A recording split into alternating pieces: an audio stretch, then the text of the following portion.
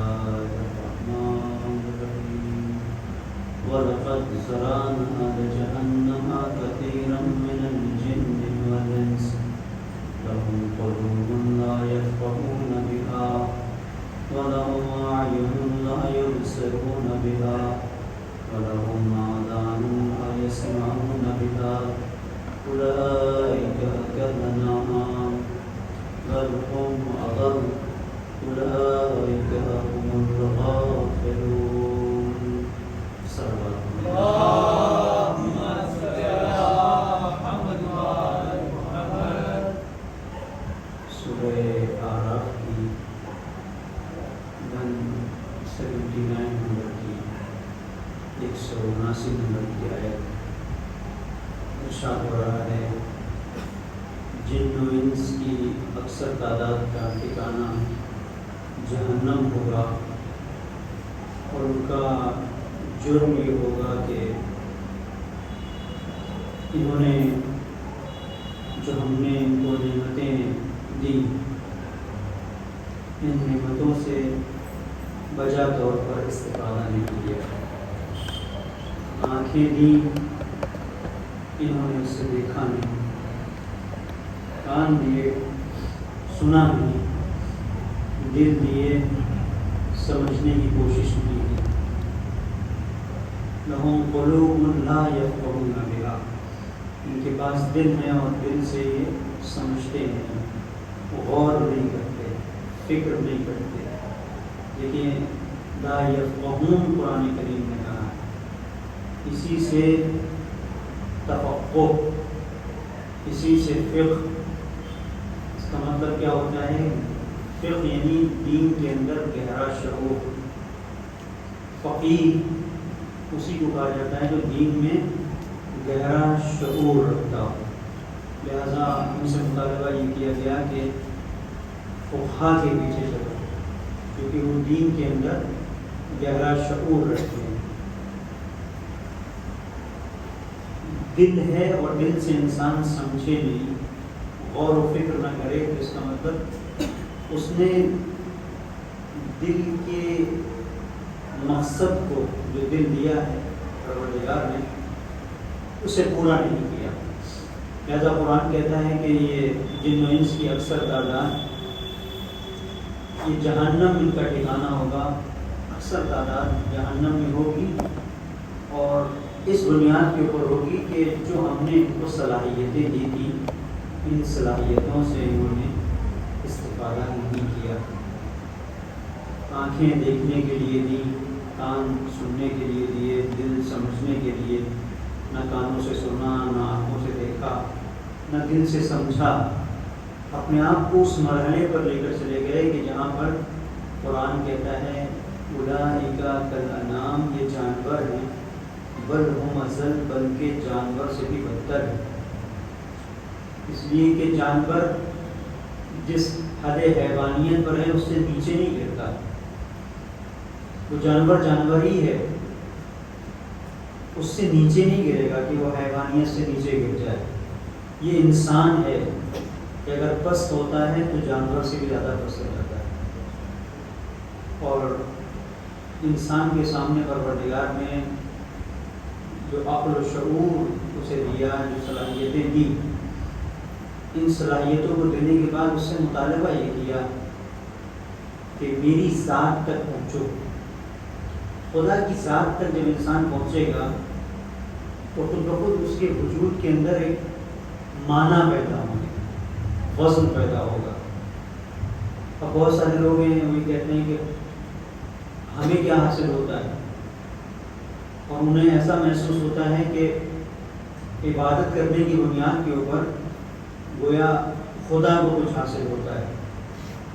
کہ انسان اگر غور کرے تو عبادت ہے, عبادت کی بنیاد کے اوپر خدا کو حاصل نہیں ہوتا, ہمیں حاصل ہوتا ہے.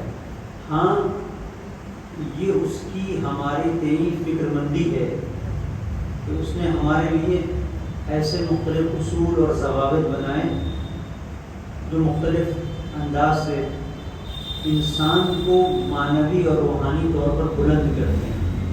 نماز, روزہ, دین کے دستور, یہ ساری وہ چیزیں ہیں جن کا فائدہ ہمیں ملتا ہے۔ ایک باپ مثالی طور پر اپنے بچوں کی تعلیم کے لیے خود کو ہلکا کر دیتا ہے، محنت کرتا ہے، مزدوری کرتا ہے، بزنس کرتا ہے، کاروبار، جاب، فیس بچوں کی جٹاتا ہے۔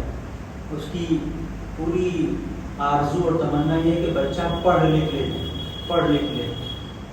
تو وہ جو چاہتا ہے کہ بچہ پڑھ لکھ جائے، اس کا خود کا کیا فائدہ ہے؟ اس میں بچے کا فائدہ ہے۔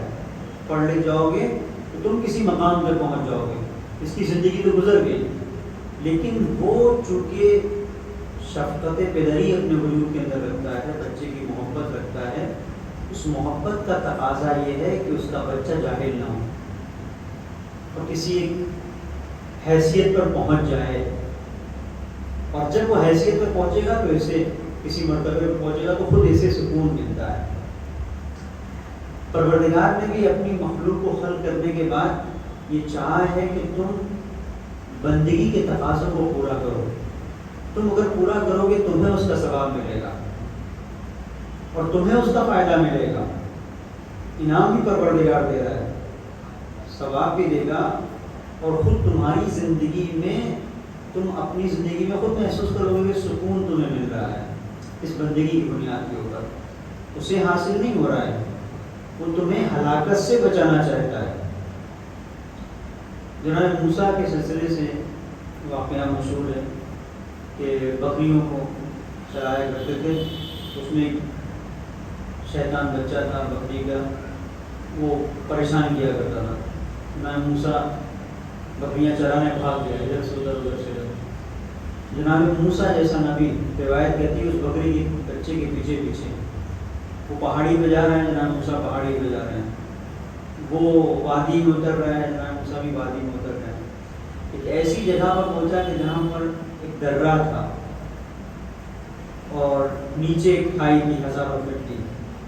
جناب موسیٰ نے آہستہ سے جا کے اسے اس بکری کے بچے کو پکڑ لیا، اور پکڑنے کے بعد اسے پیار کیا، دلار کیا، اور بہرحال نبی ہے، جو جانوروں کی زبان بھی جانتے ہیں، اس سے جو بات کہی وہ ان لوگوں کے جواب میں ہے جو کہتے ہیں کہ کیوں اتنا زیادہ یہ بعض علماء، اہمیت علیہ السلام، اولیاء اللہ، انبیاء، خود خدا کی جانب سے اتنی تاکید کیوں ہے کہ راہ راست پر رہو، صراط مستقیم سے نہ ہٹو؟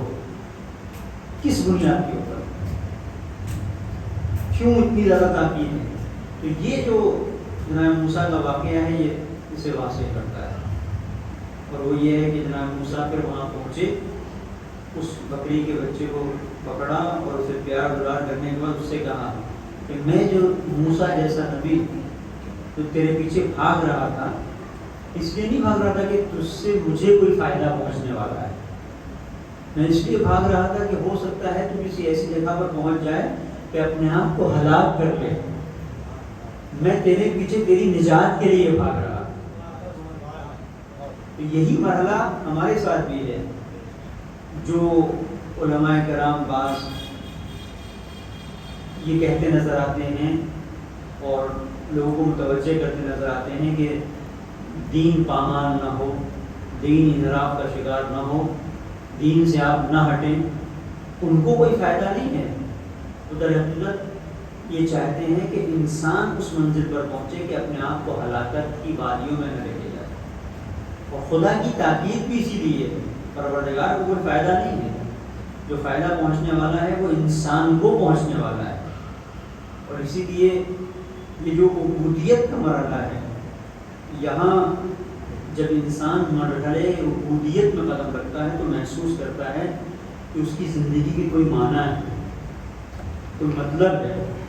اگر کہ عبودیت نہ ہو تو اس کی زندگی اور ایک جانور کی زندگی، اس میں کیا فرق ہے؟ وہ بھی کھاتا پیتا ہے، سوتا جاگتا ہے، اس کے یہاں بھی افزائش نسل ہے، اور بس۔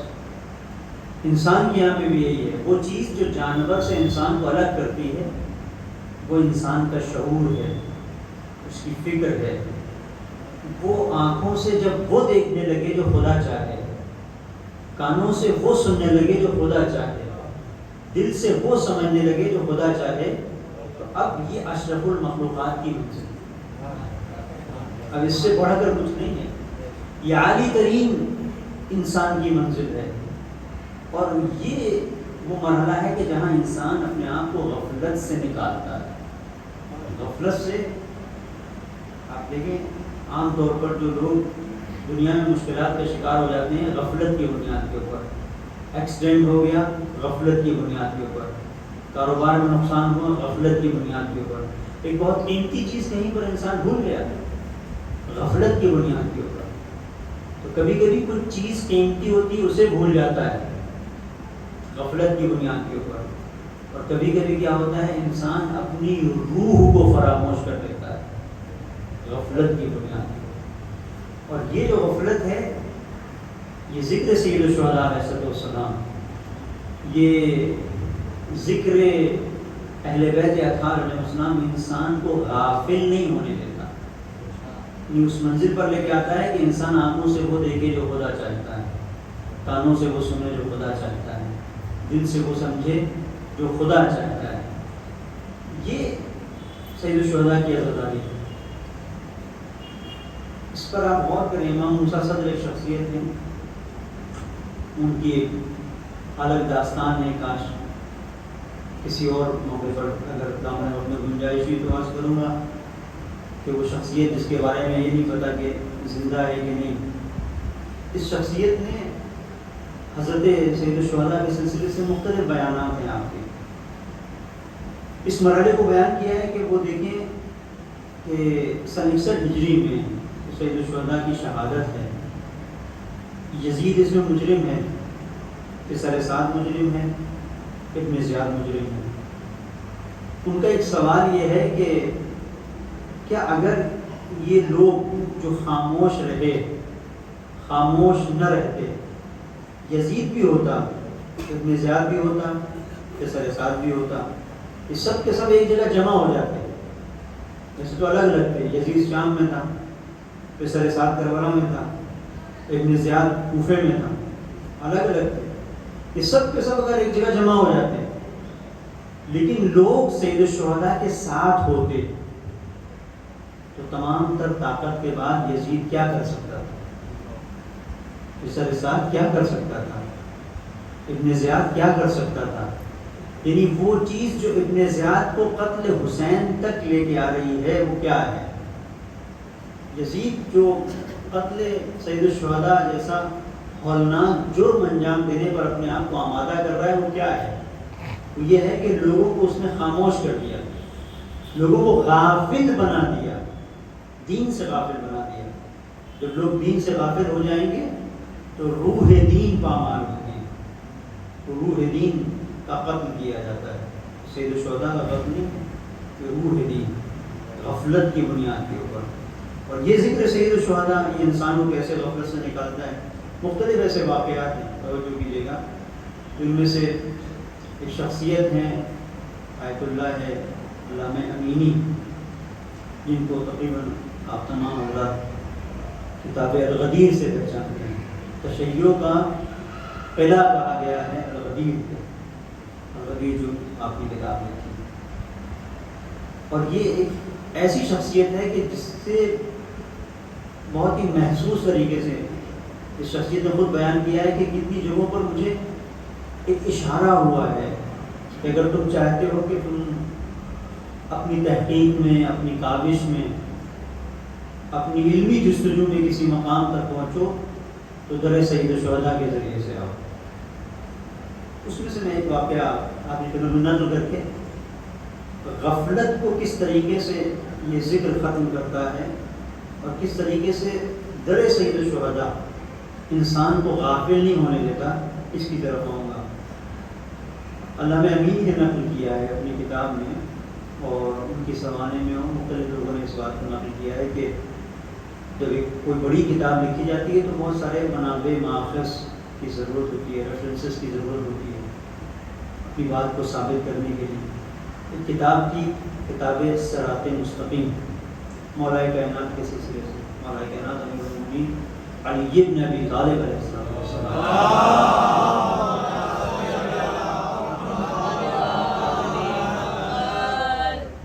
تھے کہ کتاب کہاں ملے گی کہاں ملے گی، پتہ تھا کہ کتاب ہے اور یہ کتاب بہت مناسب ہے اور ولایت کو ثابت کرنے کے لیے اس سے کافی مدد مل سکتی ہے۔ ڈھونڈ رہے تھے، تلاش کر رہے تھے، پتہ چلا کہ فلاں ایک کوئی مولا کا چاہنے والا ہے، اس کے پاس یہ کتاب ہے۔ اس کے پاس پہنچے کہ یہ کتاب مل جائے تاکہ میں اس سے کوئی استفادہ کر سکوں۔ اس نے منع کر دیا کہ نہیں۔ ایک بار حرم میں، مولا کائنات کے حرم میں بیٹھے ہوئے تھے، دیکھا وہی شخص ہے جس کے پاس یہ کتاب ہے۔ اس کے پاس گئے، ہاتھوں کو جوڑا کہ میں ایک کام کر رہا ہوں تشیع کے سلسلے سے، ایک خدمت ہے میری ولایت کے سلسلے سے، یہ کتاب صراط مستقیم میں ڈھونڈ رہا ہوں، مجھے پتہ چلا یہ کتاب تمہارے پاس ہے، مجھے تھوڑے دن کے لیے دے دو۔ تاکہ نہیں، وہ کتاب میں تمہیں نہیں دے سکتا ہوں۔ انہوں نے کہا علامہ نے کہ اگر تم یہ سمجھتے ہو کہ کتاب تمہاری خراب ہو جائے گی یا مجھ سے ضائع ہو جائے گی، میں ضمانت دیتا ہوں، اتنی مہلت دے دو مجھے کہ تمہارے ساتھ تمہارے گھر چل سکوں، اور گھر کے اندر جانے کی ضرورت نہیں، تم مجھے دالان میں کتاب لا کے دے دینا، دالان میں مطالعہ کروں گا، اور جب میرا مطالعہ ختم ہو جائے گا کتاب تمہیں واپس کر دوں گا۔ اس کے لیے بھی تیار نہیں ہوں۔ تو انہوں نے مولا کی بارگاہ میں فریاد کی کہ مولا، آپ کی ولایت کو ثابت کرنے کے لیے کتاب لکھ رہا ہوں، آپ کے چاہنے والے شیعہ کے پاس کتاب ہے لیکن وہ دینے کے لیے تیار نہیں ہے۔ کہتے ہیں اسی اثنا میں میرے ذہن میں ایک خیال پیدا ہوا کہ یہ مولا کا کام ضرور ہے لیکن حل مولا کے بیٹے کے ذریعے سے ہوگا، سید الشہداء علیہ السلام کے ذریعے سے۔ اور میرے ذہن میں خیال آیا کہ میں کربلا جاؤں، مولا سے توسل کروں۔ آپ سوچیں کہ خود ذات علی بن ابی طالب علیہ السلام کوئی معمولی شخصیت نہیں ہے، مولا کی ذات، وہاں پر ان کو یہ خیال آ رہا ہے علامہ امینی کو کہ یہ کام حل ہوگا سید الشہداء کے ذریعے سے۔ اور گھر آئے، اور گھر آنے کے بعد کہتے ہیں کہ میرا تھوڑا سا کچھ آذوقہ وغیرہ باندھ دو، مجھے کربلا کا سفر درپیش ہے، مجھے کربلا جانا ہے۔ عام طور پر کہتے ہیں کہ شبائے جمعہ جایا کرتے تھے کربلا، لیکن یہ وسط کے ایام تھے، ان میں انہوں نے سفر کے لیے رفت سفر باندھا۔ تو اہلیہ نے کہا کہ کیوں، کہا کہ ضروری کام، بہرحال کربلا یہ پہنچ گئے، کربلا میں زیارت کی۔ اب یہ ان کی سوانح ملتا ہے، زیارت کرنے کے بعد سید الشہداء کی زیارت سے پلٹے، جیسے ہی مڑے ہیں کسی نے کاندھے پہ ہاتھ رکھا، اور ہاتھ رکھنے کے بعد کہا کہ دیکھو آپ علامہ امینی ہیں، کہاں آپ الغدیر جیسی کاوش لکھ رہے ہیں اور جواب دے رہے ہیں ان لوگوں کو کہ جنہیں شبہ ہے ولایت علی بن ابی طالب علیہ السلام کو لے کے۔ ہاں، کہا کہ میرے والد بزرگوار کے پاس ایک بہت بڑی کتابوں کا ذخیرہ ہے، وہ دنیا سے گزر گئی اور یہ ذخیرہ میرے پاس پڑا ہوا ہے، تو میں چاہتا ہوں کہ آپ آئیں اور دیکھیں آپ کے کام کی کتنی کتابیں ہیں، آپ کے کام کی کتنی کتابیں، آپ آئیے۔ تو میں نے فوراً کہتے کہ میں تو کتابوں کو ڈھونڈ ہی رہا تھا، میں نے کہا بالکل۔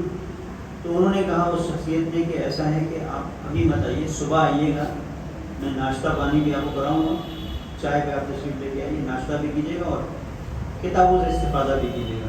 لیکن صبح میں تیار ہو گیا، رات بھر میں نے اس طرح میں گزاری کہ کتابوں کو دیکھتا رہا خواب میں۔ یہ خاص کیفیت ہے بہرحال، انسان جس کی جستجو کرتا ہے کہ وہ اس کے ذہن اور دل و دماغ میں وہ چیز رہتی ہے۔ آپ کوئی غزل کہہ رہے ہوں، ردیف بہت سخت ہو، اب دیکھیں گے جب تک وہ غزل مکمل نہیں ہوگی وہ ردیف مختلف انداز سے قافیے بدل کے آتے رہیں گے اور آپ کے ذہن میں خیال آتا رہے گا، کیونکہ انسان کے وجود کے اندر یہ حس سے جستجو پروردگار نے رکھی ہے۔ کہتے ہیں کہ صبح جب ہوئی تو میں پہنچا، انہوں نے ناشتے کا بہترین انتظام کیا تھا، میں نے ناشتہ کیا، اس کے بعد اس شخص نے لا کر 20 جلد کتاب میرے سامنے رکھی، 20 جلد کتاب میرے سامنے رکھی، اور میں نے پہلی ہی کتاب جو اٹھائی وہی تھی جسے میں ڈھونڈ رہا تھا، صراط مستقیم، پہلی ہی کتاب۔ تو کہتے ہیں کہ اس کا مطلب یہ ہے کہ یہ خاص عنایت تھی حضرت ابا عبداللہ حسین علیہ السلام کی کہ مسئلہ ولایت کا حل ہونا ہے لیکن در سید الشہداء سے ہونا ہے۔ حاصل آئے. اور پھر انہوں نے علامہ امینی نے اس واقعے کو نقل کیا ہے کہ جس کے اوپر مختلف جگہوں پر مختلف انداز سے بعض لوگ متوجہ نہیں ہوتے ہیں، بعض کرامتوں کی طرف کوئی اعتراض بھی کرتے ہیں. ہمارے بعض احباب نے دوستوں نے اس واقعے کے اوپر اعتراض بھی کیا ہے، لیکن یہ اس شخصیت نے نقل کیا ہے. یہ واقعہ جو میں آپ کو بیان کرنے جا رہا ہوں، علامہ امینی نے، بالکل معمولی شخصیت تھی. انہوں نے لکھا کہ یہ غفلت میں بیان کرنا چاہتا ہوں کہ کس طریقے سے در سید الشہداء انسان کو غافل نہیں رہنے دیتا اور کہاں تک لے کے جاتا ہے. اس میں انہوں نے علامہ امینی نے، جن کا میں نے یہ واقعہ آپ کی خدمت میں نقل کیا، جنہوں نے توسل کیا حضرت عبداللہ حسین علیہ السلام سے اور کتاب صراط مستقیم کی طرف اس طرح سے رہنمائی کی حضرت عبداللہ حسین علیہ السلام نے. یہ علامہ امینی اپنی کتاب میں اس واقعے کو نقل کرتے ہیں کہ ایک شخصیت ہے محمد بن اسماعیل بن عبدالعزیز. یہ دشمن اہل بیت کی دشمنی میں اس منزل پر کہ بیٹا نہیں ہے ماں باپ کے یہاں، تو انہوں نے دعا یہ کی کہ ناصبی ہے کہ اگر بیٹا ہوگا تو ہم اسے راہزن بنائیں گے اور یہ اس راستے پر بیٹھے گا جہاں سے عاشقان اہل بیت کا گزر ہوتا ہے، اور اس راستے پر یہ لوٹ مار کرے گا. کیونکہ ناصبی تھے، دل میں بغض اور عداوت. علامہ امینی نے اس واقعے کو نقل کیا ہے. کہتے ہیں کہ بیٹا پیدا ہوا، جوان ہوا، ماں نے جس طریقے سے نظر کی تھی اسے راہزن بنا دیا. ایک مرحلے پر ایک قافلہ تھا جو زیارت حضرت عبداللہ حسین علیہ السلام کے لیے جا رہا تھا. قافلہ جا رہا تھا اور یہ شخص راہزنی کے لیے وہاں پر پہنچا. راہزن ظاہر ہے کہ چور ہے، اچکا ہے، ڈاکو ہے، تو سامان لوگوں کا لوٹتا ہے. تو گھات لگا کے یہ اپنا بیٹھا ہوا تھا کہ یہ قافلہ گزرے گا تو میں اسے لوٹوں گا. اتفاق ایسا ہوا اسے نیند آ گئی. حالت خواب میں، نیند کی حالت میں اس نے دیکھا کہ کاروان گزر گیا اور محشر کا میدان ہے اور اس سے حساب کتاب ہوا. اس کے جرم کی وجہ سے، اس کی جنایت کی وجہ سے، جو اس نے حرکتیں انجام دی، اس کی گناہوں کی وجہ سے حکم ہوا کہ اسے جہنم میں ڈال دیا. جہنم میں بھی اسے ڈال دیا گیا، لیکن جہنم کی آگ اسے جلا نہیں رہی. جہنم کی آگ اسے جلا نہیں رہی ہے. یہاں سے تھوڑا سا توجہ کیجیے گا، کیونکہ بعض جو ہے وہ افراد جو فکر کرتے ہیں، غور کرتے ہیں، سوچتے ہیں، تو ان کی سمجھ میں کبھی کبھی اس طرح کی چیزیں نہیں آتی. جبکہ اور اگر فکر کریں اور غور کریں تو بہت سارے مسائل حل ہو جائیں. اور یہ مسئلہ یہ بہت گہرے مسائل نہیں ہیں، لیکن تھوڑی سی توجہ کی ضرورت ہے، پاکیزگی نفس کی ضرورت ہے. انسان صرف ایک اینگل سے مسائل کو نہ دیکھے. علامہ امینی نے اس چیز کو اپنی کتاب میں نقل کیا ہے اور کہاں الغدیر میں نقل کیا ہے. اگر الغدیر جیسی کتاب نہ ہوتی میں آپ کے سامنے یہ واقعہ نہ پیش کرتا اور علامہ امینی جیسی شخصیت نہ ہوتی. کہتے ہیں کہ جب اس شخص کو جہنم میں ڈالا گیا تو آگ اسے جلا نہیں رہی ہے. جہنم میں آگ جلا نہیں رہی. یہ حیران و پریشان کہ آگ کیوں نہیں جلا رہی. اٹھا اور اس نے اسی خواب کی کیفیت میں جو خواب دیکھ رہا ہے، دیکھا کہ جہنم میں ہوں اور آگ مجھے جلا نہیں رہی. سوال کیا کہ آگ آخر کیوں نہیں جلا رہی. میرا بدن جہنم کی آگ کی لپٹوں کی گرفت میں ہے لیکن جل نہیں رہا ہے. تو کہا گیا اس لیے نہیں جل رہا ہے کہ جب اس جگہ پہ جہاں رہزنی کے لیے تم نے ڈیرا ڈالا تھا اور تم گھات لگا کے بیٹھے تھے، وہاں سے ایک کارواں گزرا تھا زیارت حضرت عبداللہ حسین علیہ السلام کے لیے. تو وہاں سے وہ جو کارواں گزرا تھا، اس کارواں کی گرد تمہارے کپڑوں کے اوپر، لہذا اس گرد کی وجہ سے تم جہنم کی آگ سے محفوظ ہو. اب اگر واقعہ یہی تک ہوتا تو ہو سکتا تھا بہت اعتراض اس پہ ہو جاتا، لیکن اس کے بعد کا مرحلہ ہے. علامہ امینی نے پھر اس کے بعد ان اشعار کو نقل کیا ہے. یہ آخر میں جا کے بہت بڑا شاعر بنا. یہی شخص اس نے اشعار کہے پھر اس نے جو شعر کہے وہ یہ شعر تھے، ان شئت النجات فزر حسینا۔ اس مرحلے پر جب یہ پہنچا کہ آگ اسے جلا نہیں رہی ہے، اور یہ کہا گیا آگ اس لیے نہیں جلا رہی ہے چونکہ اس کاروان کی گرد تمہارے کپڑوں پر ہے، جو کاروان سید الشہداء کی زیارت کے لیے جا رہا تھا۔ تو اب یہ اٹھا ہے، اور اٹھنے کے بعد اس نے توبہ کی، اور توبہ کرنے کے بعد یہ اشعار کہیں، یہ اشعار علامہ امین نے نقل کیے ہیں، پھر بہت بڑا شاعر بنا، اہل بیت کا پھر عاشق بنا، کہ ان شئت النجات فزر حسینا لکی تلقى العلا قریر عینا۔ اگر تم نجات چاہتے ہو تو حسین کی زیارت کے لیے جاؤ۔ ان شئت النجات فزر حسینا، اگر تم نجات چاہتے ہو تو حسین کی زیارت کے لیے جاؤ، لکی تلقى العلا قریر عینا، تاکہ جب خدا سے ملاقات ہو تو تمہاری آنکھیں ٹھنڈی ہوں۔ حسین کی زیارت کا گہرا رابطہ ہے خدا کے سامنے ٹھنڈی آنکھ ہونے سے۔ حسین کی زیارت تو آپ حسین کی کر رہے ہیں، لیکن انسان زیارت حسین کے بعد اس منزل پر عبودیت کی پہنچ جاتا ہے جب خدا کے سامنے اس کی آنکھ ٹھنڈی ہے۔ آنکھ کس کی ٹھنڈی ہوتی ہے؟ جس نے گناہ نہ کیا ہو۔ یعنی زیارت سید الشہداء کی تاثیر یہ ہے کہ انسان کے وجود کے اندر اتنا انقلاب پیدا کر دیتی ہے کہ انسان اب گنہگار نہیں رہتا، اب معصیت کار نہیں رہتا۔ یہ شعر اس نے کہے کہ ان شئت النجات فزر حسینا لکی تلقى العلا قریر عینا فإن النار لیس تمس جسما۔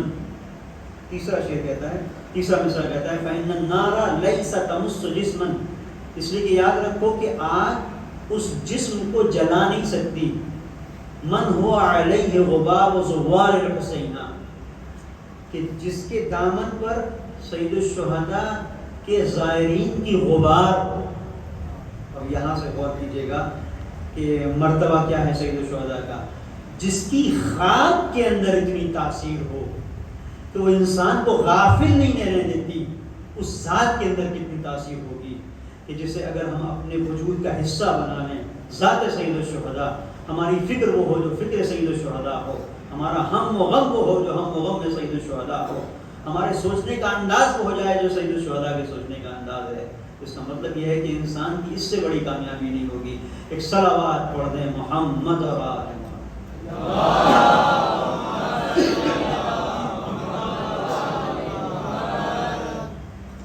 تو جو مرحلہ ہے وہ یہ کہ انسان کیوں خاک تک رکے، کہ خاک وہ ہے جو انسان کو اس نجات کی منزل تک پہنچاتی ہے، ذات تک کیوں نہ آئے۔ ذات انسان کو اس مرحلے تک پہنچاتی ہے کہ یہ انسان نہ جانے کتنے لوگوں کی نجات کا سبب بن جاتا ہے، فکر و شعور کی بنیاد کے اوپر۔ اور آپ دیکھیں کہ جس بنیاد کے اوپر زیادہ تر لوگ جہنم کا ایندھن بن رہے ہیں وہ کیا ہے؟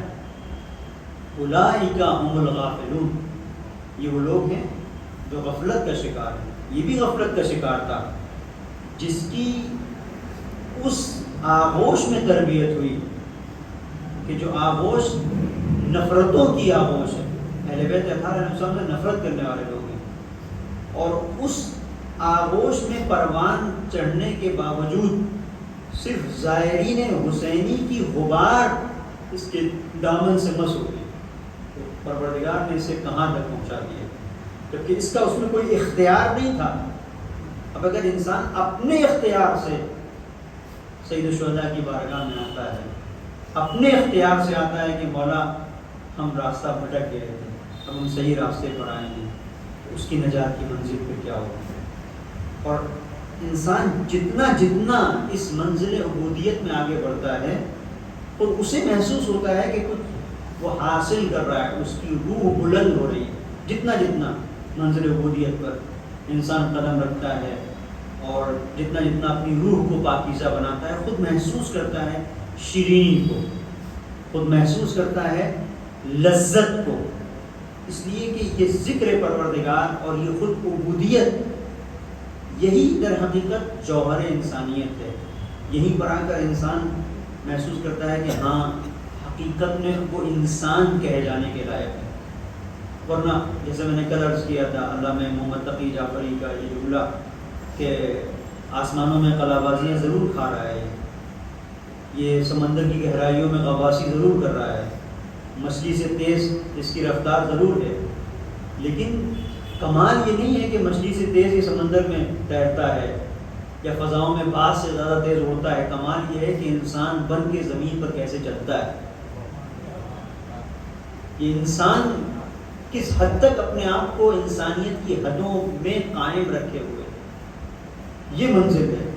اور جو عبودیت ہے وہ انسان کو منزل انسانیت سے گرنے نہیں دیتی، اور اس کا فائدہ خود انسان کو پہنچتا ہے۔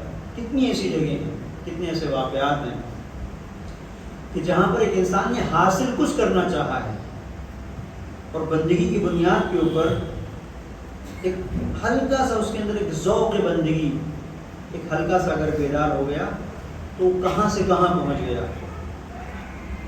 ایک روایت ہے جو میں نے کہیں پڑھی تھی، توجہ کیجیے گا، کتنی ایسی جگہ ہوتی ہیں ہمارے ساتھ اس طرح کے معاملات بھی ہوتے ہیں کہ ایک خارکن کا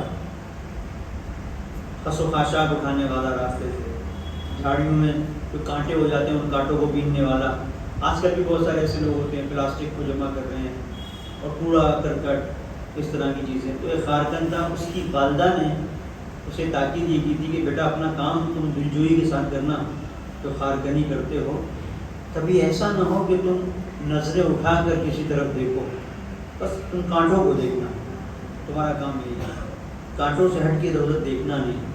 وہ اپنا کام کیا کرتا تھا خارکنی، جہاں کانٹے ہیں جمع کیے، اپنا جو بھی اس کو بیچنا ہے یا جو بھی کرنا ہے، میرا کانٹے جمع کر کے جھاڑیاں جمع کر کے جلانا ہو، جو بھی کام ہو اس کا وہ اپنا یہ کرتا تھا۔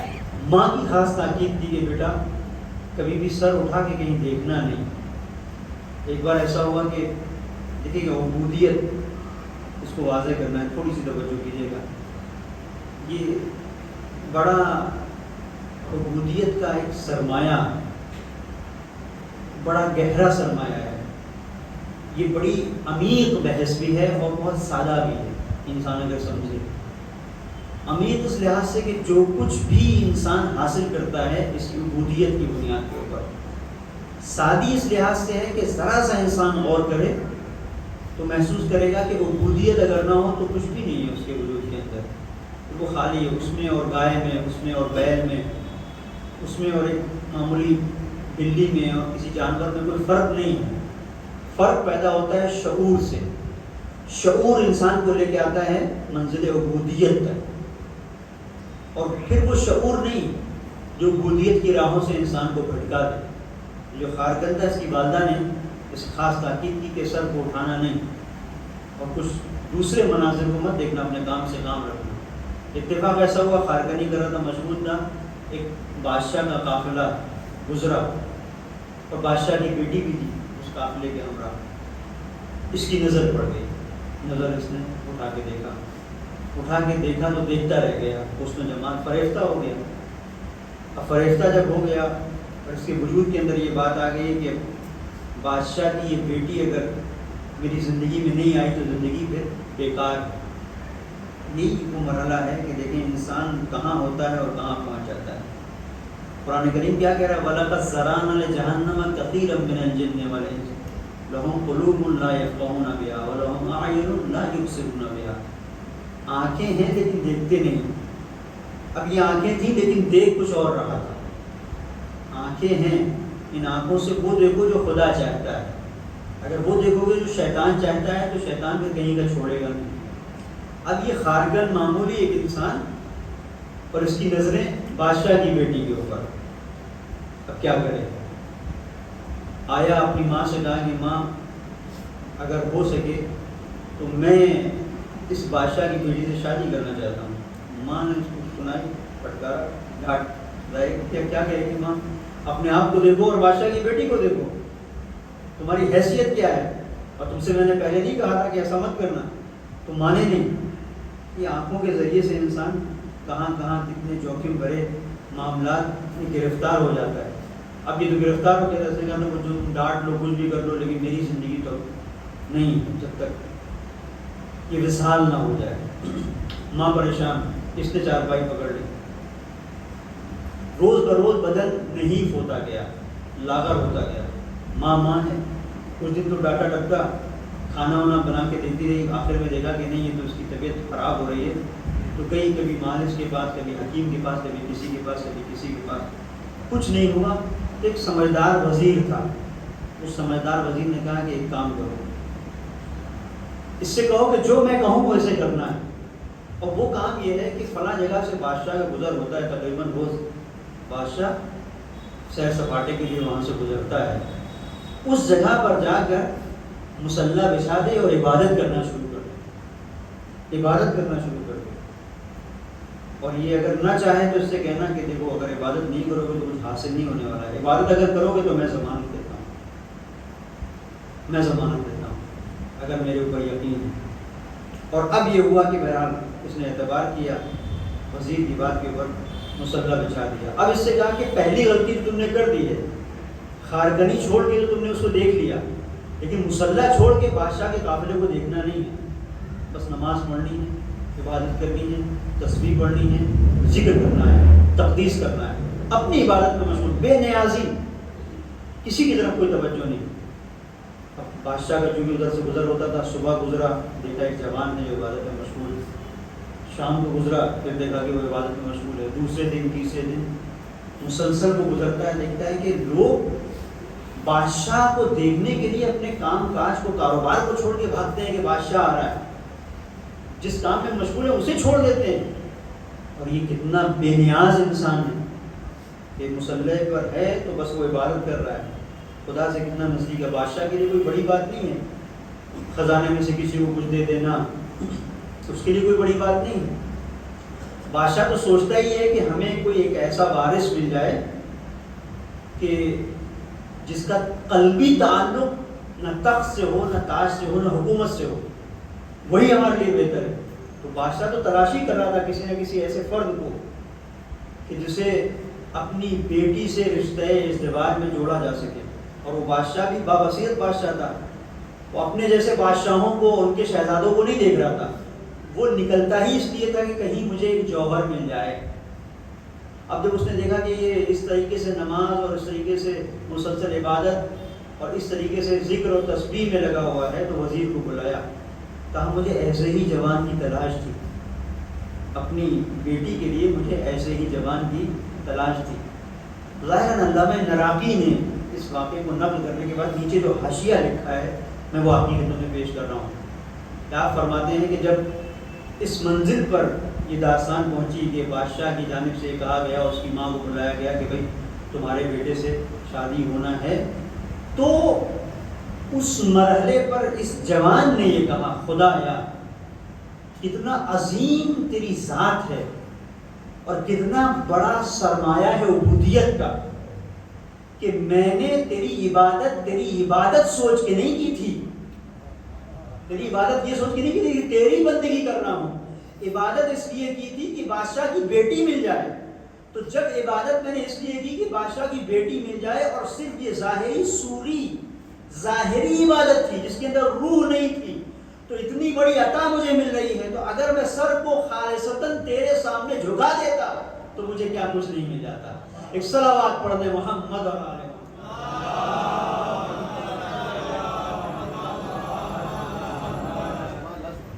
انسان کی یہ کیفیت, انسان جہاں پر اپنے آپ کو رب کے سامنے جھکا دے کہ پروردگار جو کچھ ہے وہ تیری ذات ہے, جو کچھ ہے وہ تیری عطا ہے, اور انسان اپنے پورے وجود سے اگر ایک سجدہ بے اختیار کر لے تو ایک سجدہ انسان کو کہاں سے کہاں پہنچا دیتا ہے.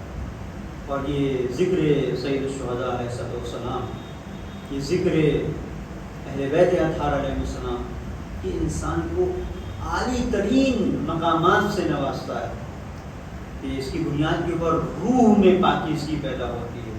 اور روحانی طہارت یہ معمولی مرحلہ نہیں ہے, یہاں پر انسان فرشتوں سے بلند ہو جاتا ہے. میں نے عرض کیا کہ بہت آج ہم مثال دیتے ہیں فلاں انسان فرشتہ بن گیا, یہ انسان کی کوئی بہت بڑی فضیلت نہیں ہے, فرشتہ بن گیا, ایک انسان فرشتہ بن گیا, یہ کوئی فضیلت نہیں ہے, اس لیے کہ انسان کا درجہ فرشتوں سے بہت بلند ہے. انسان فرشتہ بن گیا، یعنی اب جو اس کا عالی ترین مقام ہے اس سے وہ نیچے آیا ہے، نیچے آیا ہے تو فرشتہ بنا ہے. یہ ہماری نظر میں ہے، ورنہ انسان مسجود ملائک ہے. اور کس بنیاد کے اوپر مسجود ملائک ہے؟ وہ اپنے اختیار سے اپنی خواہشوں کو لگام دیتا ہے، وہ اپنے اختیار سے اپنی آنکھوں کو وہ دکھاتا ہے جو خدا چاہتا ہے، وہ اپنے اختیار سے ان باتوں کو نہیں سنتا کہ جس کی اجازت پروردگار نے نہیں دی ہے. اس کا اپنا اختیار ہے، جو اپنے اختیار کو لے کے چلتا ہے تو اس منزل پر پہنچتا ہے، منزل عبودیت پر پہنچتا ہے. اور جہاں تمام تر فضیلتیں جلوہ فگر نظر آتی ہیں، منزل عبودیت، جسے سید الشہداء نے بیان کیا دعائے عرفہ میں، الہی ماذا وجد من فقدک ومن الذی فقد من وجدک. پروردگار اس نے کیا پایا جس نے تجھے کھو دیا، اس نے کیا کھویا جس نے تجھے پا لیا. اگر رب تک انسان پہنچ گیا تو اب سب اس کے پاس ہے، کچھ نہیں کھویا. یہ وہ منزل ہے جسے کربلا متعارف کراتی ہے. یہی وجہ ہے کہ کتنے ایسے لوگ ہیں کہ جو ذکر کربلا میں، فکر کربلا میں ہمیشہ مشغول رہتے ہیں. ان کی زندگی کا ہم و غم کربلا ہے. آج شب زیارت حضرت ابا عبداللہ حسین علیہ السلام ہے، شب جمعہ، زیارت کی خاص طور پر تاکید ہے. ایک واقعہ ملتا ہے مازندران کے ایک رہنے والے ہیں ملا عباس چاوشی. وہ واقعہ اور اب کے مسائل مذمت میں ختم کر رہا ہوں. ملا صالح مازندرانی ایک بڑی شخصیت ہے جنہوں نے کتاب لکھی خصائص الحسینیہ، کوکب دری اور مختلف کی کتابیں ہیں. اس میں انہوں نے اس واقعے کو نقل کیا ہے کہ شخص تھا مازندران میں رہتا تھا، ملا عباس چاوشی. یہ ذاکر اہل بیت اطہار علیہ السلام تھے، ذکر سید الشہداء بیان کیا کرتے. جوانوں کے ساتھ اکٹھے ہو کر یہ کربلا کی طرف جاتے، جوان ان کے ساتھ ہوتے، ذکر سید الشہداء ہوتا، مصائب پڑھتے، نوحہ پڑھتے، جوان گریا کرتے. ایک مرحلہ ایسا آیا کہ ان کے ساتھ کوئی مشکل آ گئی، جا نہیں سکے. انہوں نے سفر کو ملتوی کر دیا کہ میں نہیں جاؤں گا.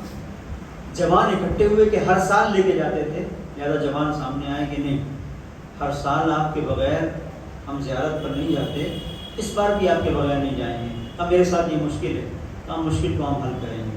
پرچم بلند کر لیتے تھے، ہاتھوں پہ پرچم اٹھا کے لے کے چلتے تھے. آگے آگے ملا عباس چاوشی ہوتے تھے، پیچھے پیچھے جوان یا حسین و عباسہ کے نعرے، والی اکبرہ. اس طرح سے کربلا کا سفر ہوتا تھا.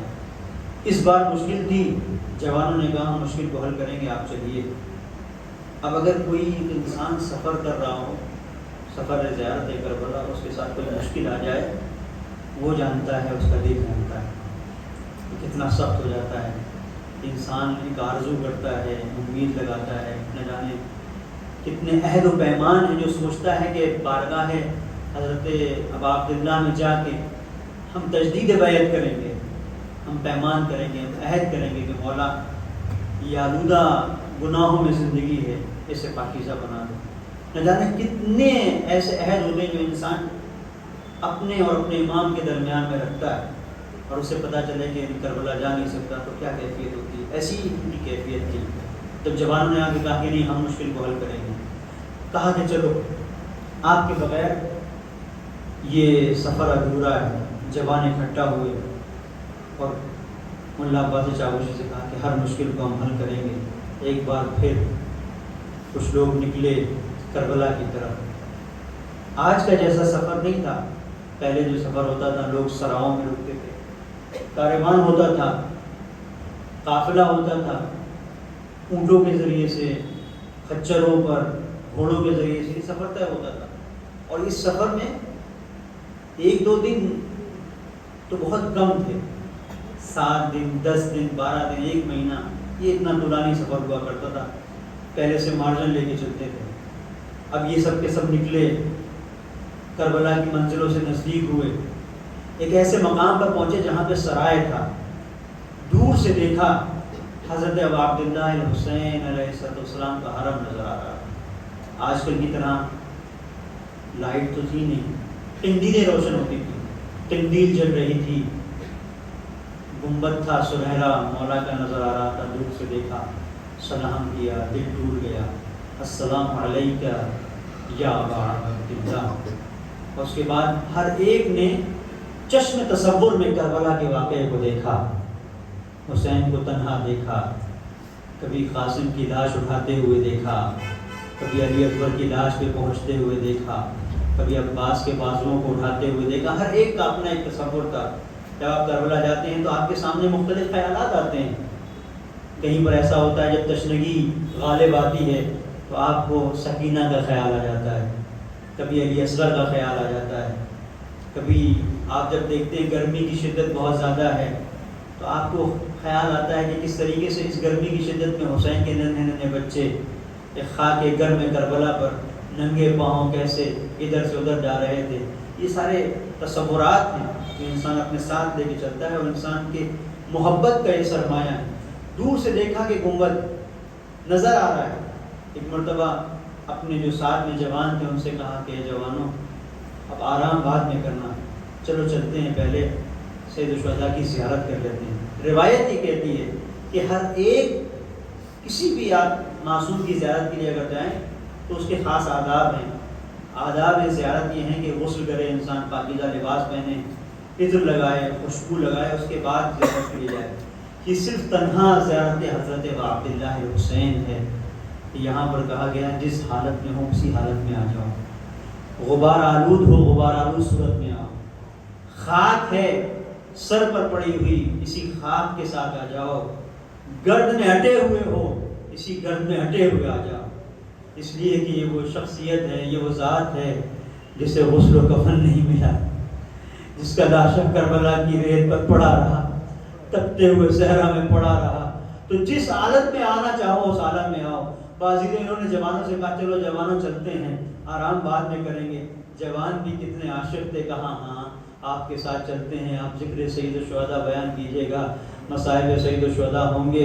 بازیدوں لے کے چلے، آہستہ آہستہ پہنچے، ہر ہر قدم پر لبیک یا حسین کی صدا تھی، ہر ہر مرحلے پر یا حسین کی آوازیں تھیں۔ بازیدوں سید الشہداء کے دروازے پر پہنچے، اس نے دخول لیا، اندر گئے۔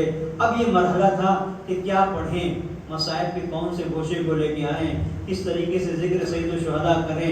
یہ وہ مرحلہ تھا کہ ملا عباس چاوشی کہتے ہیں کہ میں کھڑا ہو گیا اور میں نے یہ نیت کی کہ مولا آپ کی بارگاہ میں آیا ہوں، بیاض میری بند ہے، جب کھولوں گا جس کے حال کا نوحہ سامنے آ گیا صفحے پر اسی کا نوحہ پڑھوں گا۔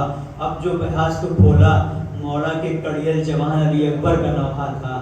ایک مرتبہ نوحہ پڑھا، خوب گریا ہوا، خوب زاری ہوئی، خوب لوگوں نے فریادیں کی، یا حسینہ یا حسینہ کی آوازیں تھیں۔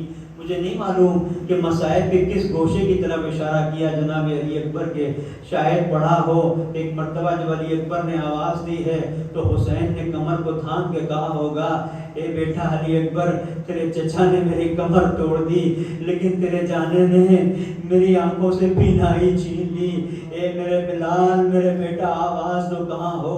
یہ کہہ کے حسین آگے بڑھ رہے ہوں گے لڑکھڑاتے ہوئے قدم اپنے بیٹے کی طرف، یہ شاید مصائب کا وہ رخ پڑا ہو کہ حسین آئے علی اکبر کی میت پر بیٹھے اور اس مقام پر بیٹھے ہیں کہ جہاں پر جوان بیٹا ہے، ایڑیاں رگڑ کے دم توڑ دیا۔ اور مولا نے کیا کیا، مقتل کے جملے ہیں وَضَعَ خَدَّهُ وَلَا خَدِّهِ، اپنے رخسار کو علی اکبر کے رخسار پر رکھ دیا، جنازے کو اٹھانا چاہا، ہمت جواب دے گئی، آواز دی بنی ہاشم کے جوانوں آؤ، جوان کی میت ہے، بوڑھا باپ ہے، جوان کی میت نہیں اٹھتی۔ مجھے نہیں پتا کہ کیا تذکرہ کیا، ہاں خوب گریا ہوا۔ جب سب مصاب ہوئے واپس پلٹے، جس سرائے میں قیام تھا جب وہاں پر آئے تو رات کی تاریکی تھی۔ ایک مرتبہ دیکھا کوئی حبشی غلام ہے، مولا کی جانب سے خادم آیا ہے، کشف و شہود کی کیفیت ہے، خواب و بیداری کی کیفیت ہے۔ آنے والے نے کہا ملا عباس تم سے کوئی ملنے آنا چاہتا ہے۔ کون آنا چاہتا ہے؟ کہ جس کی زیارت کے لیے تم آئے ہو وہ آنا چاہتا ہے۔ اے ملا عباس اٹھ جاؤ، استقبال کے لیے آمادہ ہو جاؤ۔ ملا عباس کہتے ہیں ایک مرتبہ یہی کیفیت تھی کہ میں نے جوانوں سے کہنا شروع کیا جوانوں کیا پڑے سو رہے ہو، تمہارا آقا تم سے ملنے کے لیے آنا چاہتا ہے۔ اسی اسنا میں ملا عباس کہتے ہیں میں نے دیکھا ایک مرتبہ پورا میرا جو سرایہ تھا کہ جہاں پر میں قیام پذیر تھا، میں نے دیکھا کہ جیسے دن کا اجالا ہو گیا، کوئی ایک آج شخصیت ہے جو آ رہی ہے، اور جس طریقے سے آ رہی ہے ایسا محسوس ہوتا ہے کہ کوئی سورج ہے جو میری طرف قدم آگے بڑھا رہا ہے۔ جب میں اس کیفیت کو دیکھ رہا تھا میں نے چاہا کھڑا ہو جاؤں، میرے آقا نے کہا ملا عباس نہیں تھکے ہوئے ہو، بیٹھے رہو، کھڑے نہ ہونا۔ میں نے ہاتھوں کو جوڑ لیا، مولا آپ نے کیوں زحمت کی؟ ایک مرتبہ کہا اے ملا عباس 3 باتوں کو کہنے کے لیے آیا ہوں۔ پہلی بات یہ ہے جو بھی میری زیارت کے لیے آتا ہے میں اس کی زیارت کے لیے آتا ہوں۔ اے ملا عباس تم میری زیارت کے لیے آئے، میں تمہاری زیارت کے لیے آ گیا۔ دوسری بات یہ ہے اے ملا عباس تمہارے مازندران میں ذکر ہوتا ہے، اہل بیت کا ذکر ہوتا ہے، ان کا تذکرہ ہوتا ہے، مجلس ہوتی ہے، ذکر سید الشہداء ہوتا ہے، مجلس غم ہوتی ہے۔ اے ملا عباس جس کے بس میں جو ہوتا ہے وہ کرتا ہے، کوئی لنگر کا انتظام کرتا ہے، کھانے کا انتظام کرتا ہے، کوئی فرش عزا بچھا دیتا ہے، کوئی ذاکر کو بلا دیتا ہے۔ تمہارے مازندران میں ایک شخص ہے جو اتنا غریب ہے کچھ اور نہیں کر سکتا، ہاں جب عزادار آتے ہیں تو ان کی جوتیوں کے برابر میں بیٹھ جاتا ہے، جوتیاں سیدھی کر دیتا ہے۔ اے ملا عباس جب یہاں سے جاؤ اپنے علاقے میں مازندران تو میرے اس ظاہر کو میرا سلام کہنا، اس عزادار کو میرا سلام کہنا۔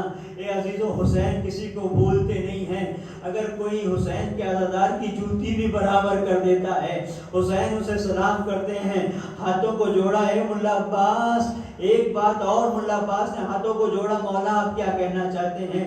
آخری بات یہ ہے ملا عباس آج تم آئے ہو، شب جمعہ ہے، تم آئے، تم نے آ کے میرے کڑیل جوان کے مصائب پڑھے۔ اے ملا عباس شب جمعہ میری ماں فاطمہ زیارت کے لیے آتی ہے، جب سے تم نے مصائب پڑھے ہیں ارے میری ماں کی فریادیں بلند ہیں۔ میں کہوں گا اے بی بی ارے کربلا میں ہر ایک غم بہت بڑا تھا، قاسم کا غم کوئی کم بڑا غم نہیں تھا، علی اصغر کا غم کوئی کم بڑا غم نہیں تھا، لیکن کیوں ایسا ہے یہ خاص انداز جناب علی اکبر کے مصائب کا کیوں یہ سن کے آپ کو غش پہ غش کیوں آتا ہے؟ شاید بی بی آواز نے اس لیے کہ جو درد علی اکبر ہے وہی درد فاطمہ ہے۔ میرا سن بھی 18 سال کا، علی اکبر کا بھی 18 سال کا، ارے میرے پہلو پہ دروازہ گرا، علی اکبر کے پہلو میں برچی کا پھل، میں جانتی ہوں کہ برچی کا پھل کیا کرتا ہے، سینے کا درد کیا ہوتا ہے۔ سیعلم الذین ظلموا ایّا منقلب ینقلبون، انا للہ و انا الیہ راجعون۔ پروردگار واسطہ محمد والے محمد کا اس مختصر سی عزا پر اپنی بارگاہ میں قبول فرما۔ میرے مالک تجھے واسطہ محمد والے محمد کا جو بھی فرش عزا پر حاضر ہیں مومن مومنات ان کی دینی دنیاوی حاجات کو اپنی بارگاہ میں کر لا۔ میرے مالک تجھے واسطہ محمد والے محمد کا میں شعور بندگی شعور حسینیت عنایت فرما۔ میرے مالک تجھے واسطہ محمد والے محمد کا جہاں جہاں شیعہ حیدری کر رہا ہے اپنی جان مال عزت اور آبرو کی حفاظت فرما۔ مراجع کرام علماء اعظام کا سایہ ہمارے سروں پر قائم و دائم رکھ۔ امام زمانہ کے ظہور میں تعجیل فرما، ہم ان کے احوال و مسار میں شمار فرما۔ ربنا تقبل منا انک انت السمیع العلیم۔ پھر باپ کا سینہ بچی نہ پایا، پھر باپ کا سینہ بچی نہ پایا، پھر باپ کا سینہ بچی نہ پایا، پھر باپ کا سینہ بچی نہ پایا، ہے خاک کا بستر اور شہر کی یتیمہ،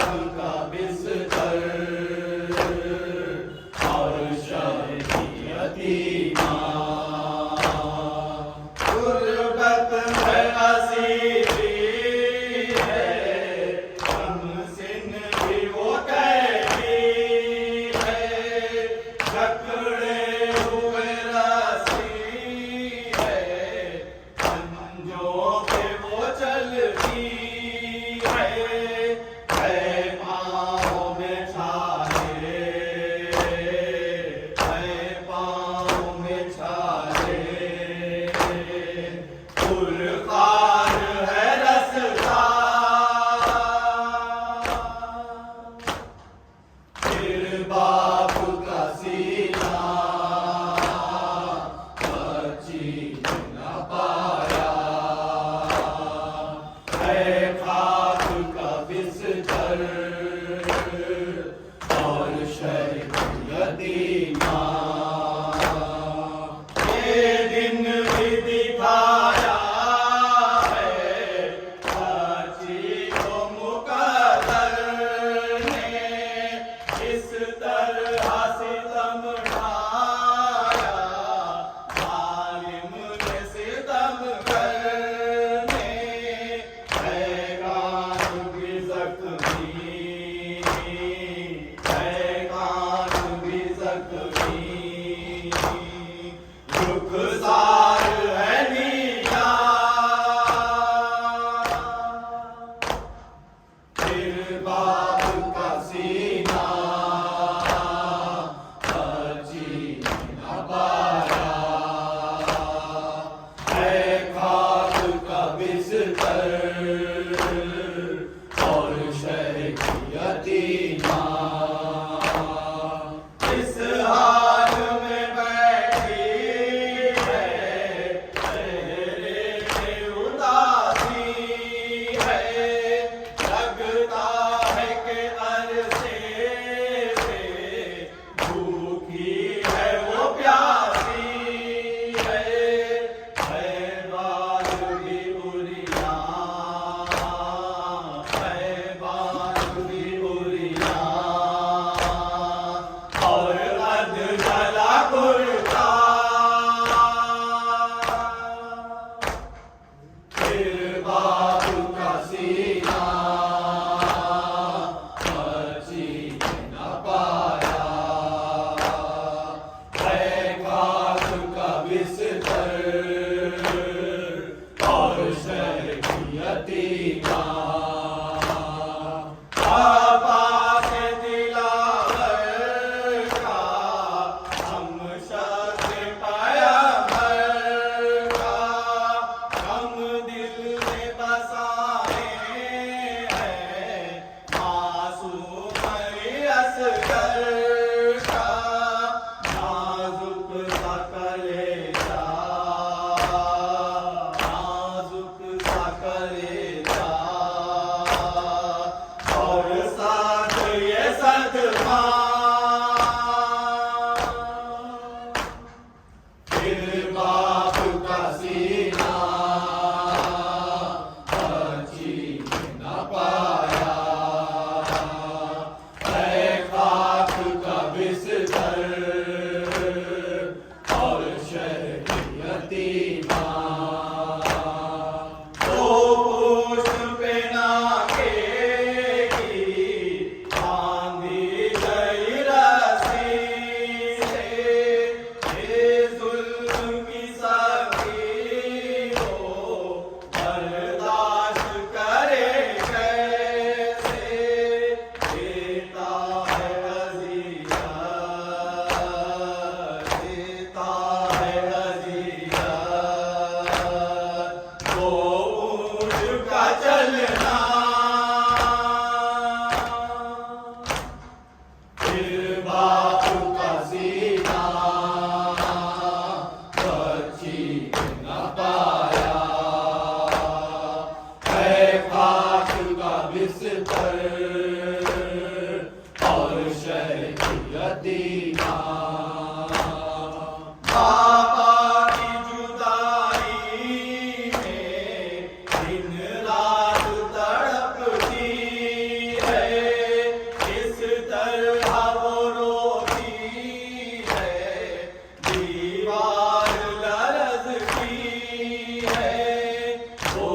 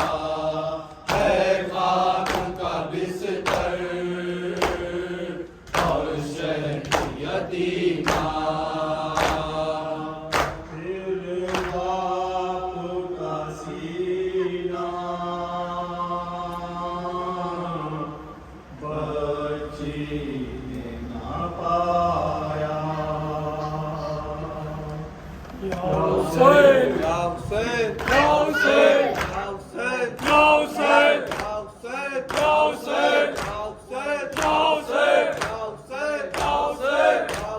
Ya Hussein! Ya Hussein! Ya Hussein! Ya Hussein! Ya Hussein! Ya Hussein! Ya Hussein! Ya Hussein! Ya Hussein! بسم الله الرحمن